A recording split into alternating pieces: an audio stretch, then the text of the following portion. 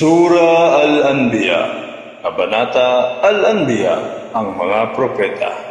Assalamualaikum warahmatullahi ta'ala wabarakatuh. Ako po si Paul Pili Ahmad Israfil, ang inyong tagapagbasa ng banal na Quran Al-Karim sa wikang Arabic na isinalin naman po sa wikang Filipino ni na Dr.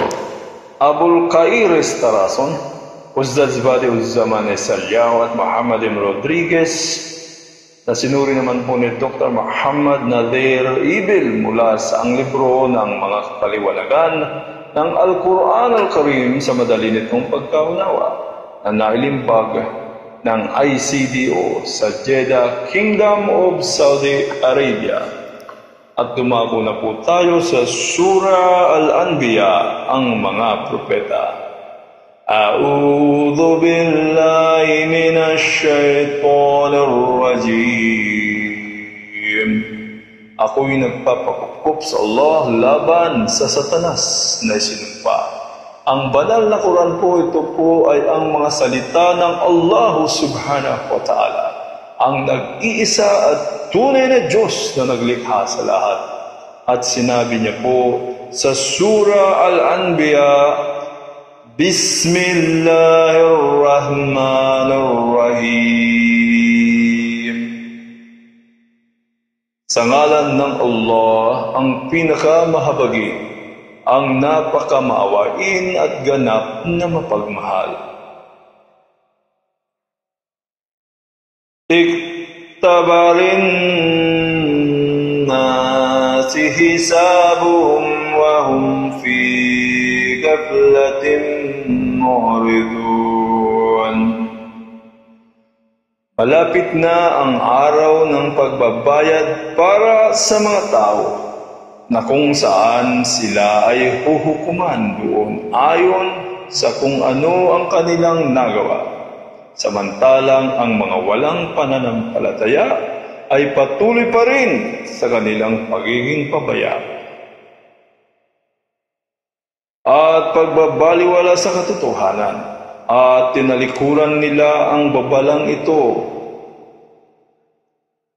Ma ya'atihim min dhikrin min rabbihim muhdathin illa istama'u wa hum yal'abun.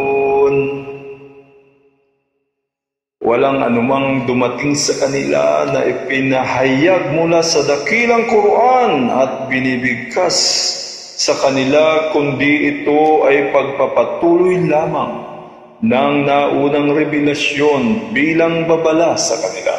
Samantalang pinakikinggan nila ito ng may paglalaro at pangungutya. Lahiyatan qulubuhum wa asarrun najwa alladhina zalamu hal hadha illa basharun mithlukum abata'atuna sihra wa antum tubsirun.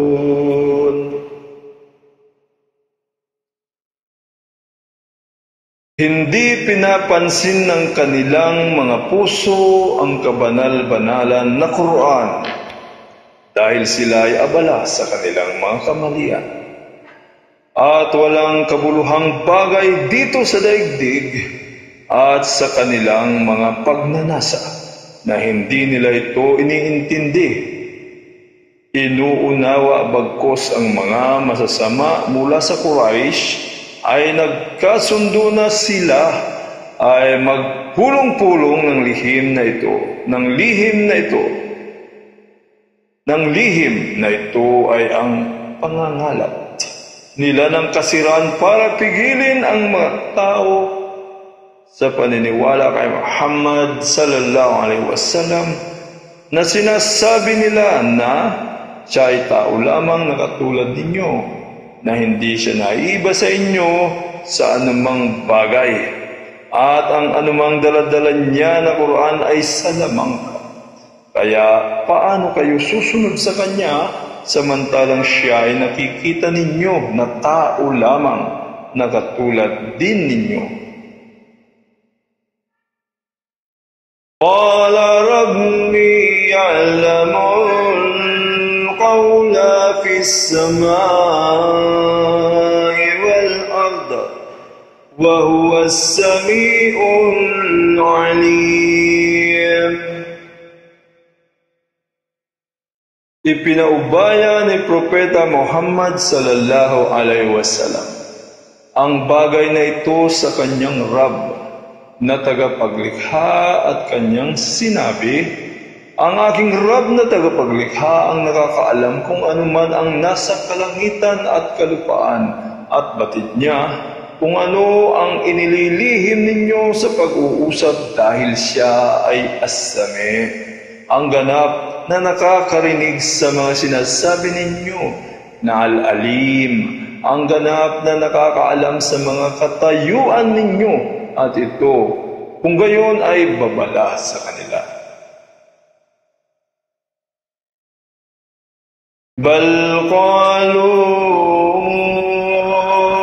adwasu alamin bali iftarahu bal huwa sya'irun falyatina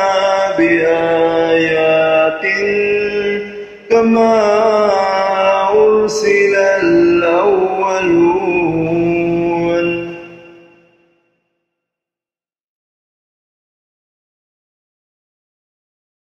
Subalit, tinanggihan ng mga walang pananampalataya ang dakilang Quran at may nagsasabi na ito ay nahaluan ng mga panaginip na walang katotohanan. At mayroon namang nagsasabi na ito ay inimbento at kasinungalingan at hindi revelasyon. At mayroon namang nagsasabi na si Muhammad sallallahu alaihi wasallam ay isang makata at ang daladala niya ay tula. Na kung nais niya na paniwalaan natin siya, ay magpakita siya ng malinaw na katibayan na katulad ng kamelyo ni Saleh alayhisalam, mga kapangyarihan ni Musa alayhisalam, at saka ni Isa o Jesus alayhisalam, at ang anumang dinala ng mga sugo na mga nauna.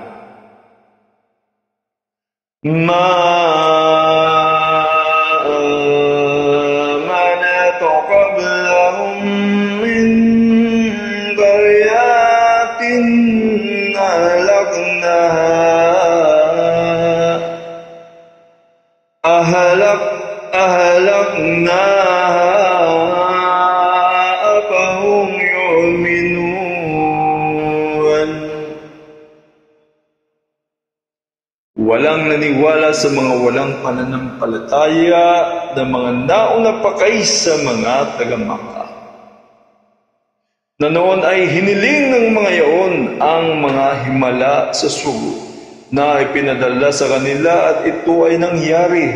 Subalit pagkatapos noon, ito ay kanilang pinasinungalingan, na kung kaya winasak namin sila.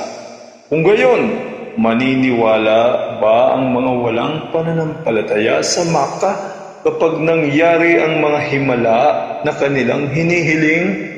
Hindi, sila ay hindi maniniwala.